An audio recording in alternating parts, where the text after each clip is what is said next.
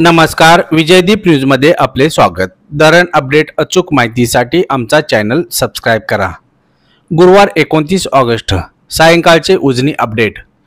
उजनीच्या वरील पुणे जिल्ह्यातील धरण क्षेत्रात आज दिवसभरात काही ठिकाणी पावसाच्या तुरळक सरी वगळता पावसाने उघडीप घेतली। घाटमाथ्यावरून येणाऱ्या पावसाच्या पाण्यात घट झाल्याने धरणामधून सोडण्यात येत असलेले पाणी कमी करण्यात येत आहे। परिणामी उजनी दौंड येथून येणाऱ्या विसर्गात घट झाली आहे। उजनीतून भीमा नदीत सोडण्यात येणारा विसर्गही कमी करण्यात आला।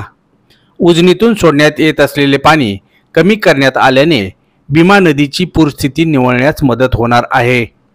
दौंड येथून उजनीत येणाऱ्या विसर्गात सकाळी 6च्या तुलनेत सायंकाळी 6 वाजता 45,899 क्युसेकने घट झाली। तो 28,438 क्युसेक इतका कमी झाला। तर उजनीतून भीमा नदीत सोडण्यात येत असलेला विसर्ग कमी करून 71,600 क्युसेक करण्यात आला।